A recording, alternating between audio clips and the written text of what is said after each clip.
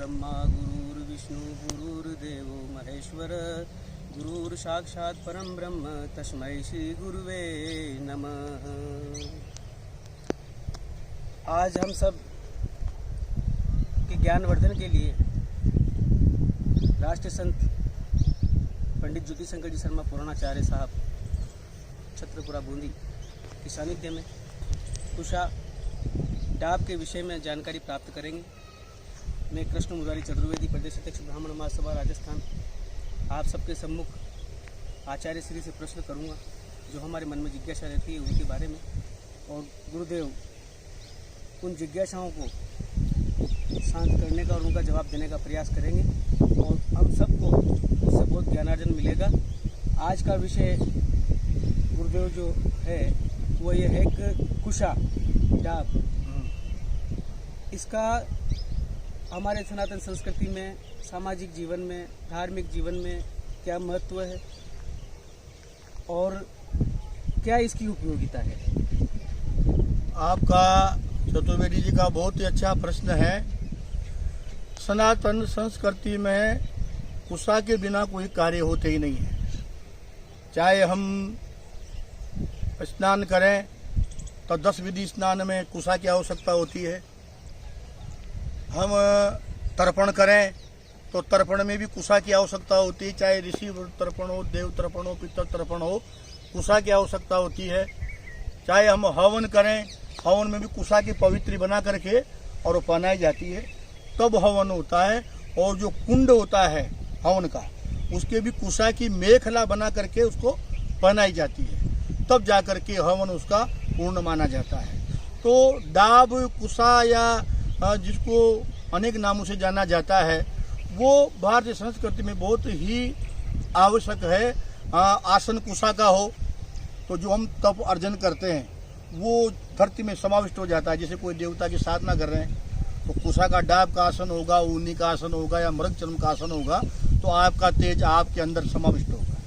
नहीं तो सीधा आप देवताओं से ऊपर आ रहा है, नीचे जमीन में धरती में समाविष्ट हो रहा है। तो कुशा का आसन होता है, कुशा की पवित्री बनाई जाती है।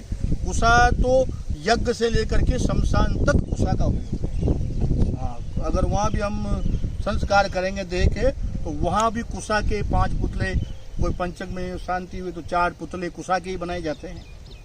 तो डरबा जैसे ग्रहण होगा, चंद्र ग्रहण, सूर्य ग्रहण, तो उसमें भी डाब, दरभा उसमें पानी में, आटे में, भोजन में, सब में डाल दिया जाता है।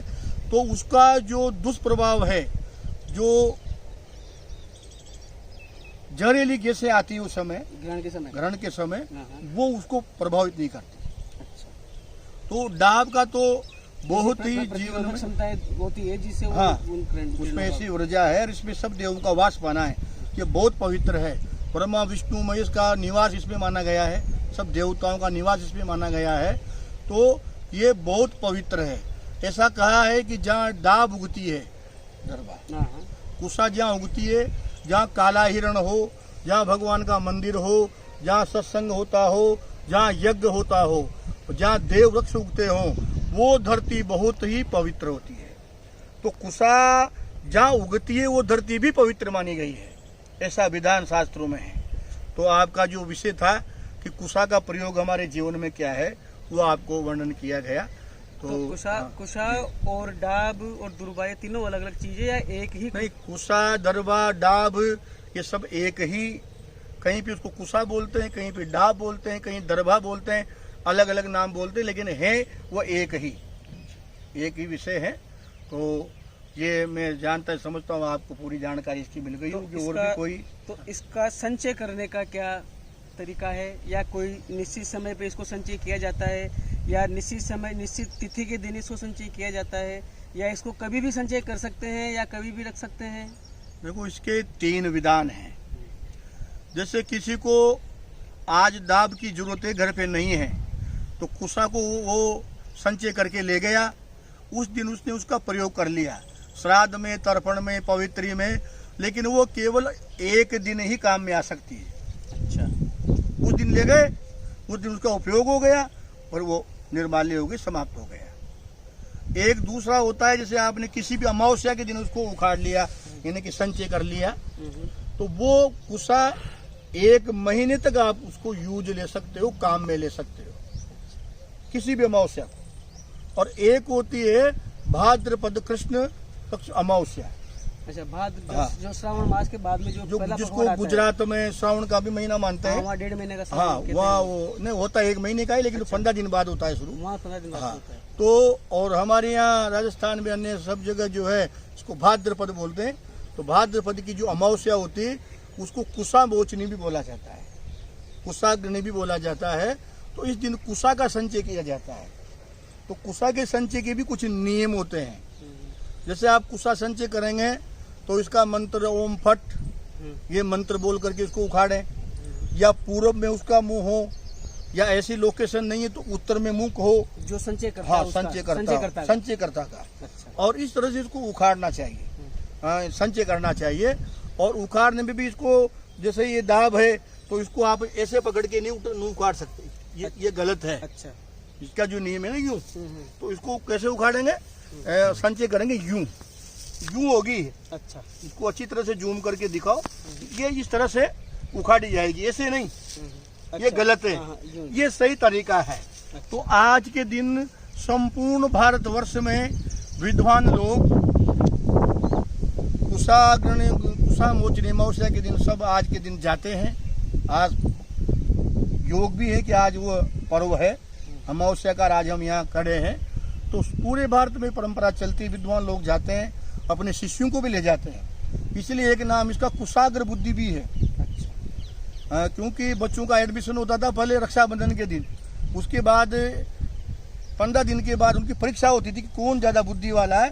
तो कुशा मोचन के लिए ले जाते थे बच्चों को, और वो कुशा उखाड़ते थे। फिर देखते थे किसका हाथ कट गया, इसका मतलब बुद्धिमान नहीं है, इसने उपयोग सही नहीं किया। हाँ, और किसने बड़ी शालीनता से धीरे से उसको उखाड़ा है, ये बुद्धिमान है। तो कुशाग्र बुद्धि, जैसे इसकी तीखी नोक है, ऐसे उसकी तीव्र बुद्धि होना चाहिए। तो कुशाग्र बुद्धि भी इसी के द्वारा उसका नाम जो है वो आया है। तो आज भी हम इसी प्रकार से इसका संचय करेंगे ताकि 12 महीने ये रहे। आज इसको संचय करेंगे, हाँ, उसको मतलब 12 महीने रहेगी। अच्छा, ये 12 महीने तक रख सकते हैं। और इसको यहाँ से संचय करके छाया में इसको सुखाएंगे, और छाया में संचय करने के बाद में हम लोग उसको फिर वहाँ रखेंगे जहाँ भी अपना जब जरूरत पड़ेगी तो ये हमेशा काम में आएगी। दरबा हमेशा पवित्र होती है, केवल शमशान में जो उपयोग हो गया वो डाब काम में नहीं आती।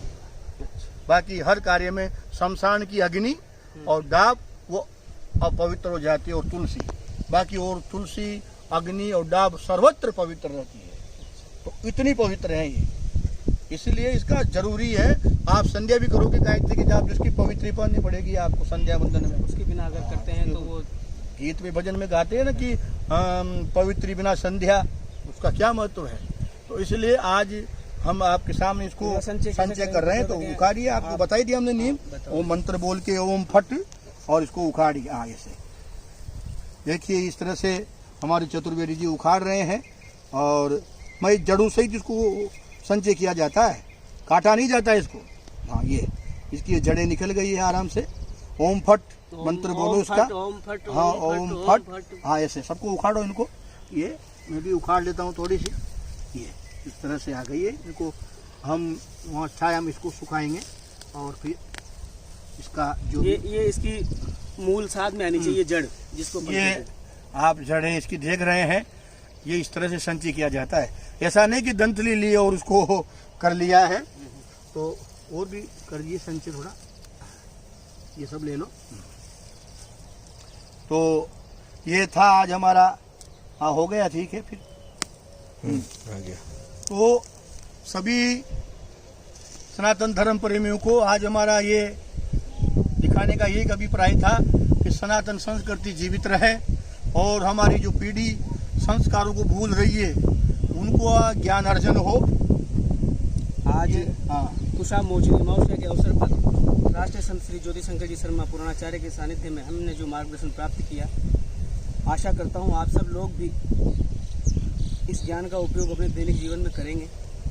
फिर भी किसी प्रकार की कोई जानकारी अगर आपके मन में है, किसी प्रकार का कोई प्रश्न आपके मन में है, तो तो आप गुरुदेव से संपर्क कर सकते हैं, अपने प्रश्नों का समाधान पा सकते हैं। हमारा प्रयास है कि सनातन संस्कृति घर घर तक पहुँचे और पूरे हिंदू समाज में जागृत रहे, पूरे भारतवर्ष में इसकी अमरता बनी रहे। सभी को सादर पुनः जय श्री राम, जय परशुराम, जय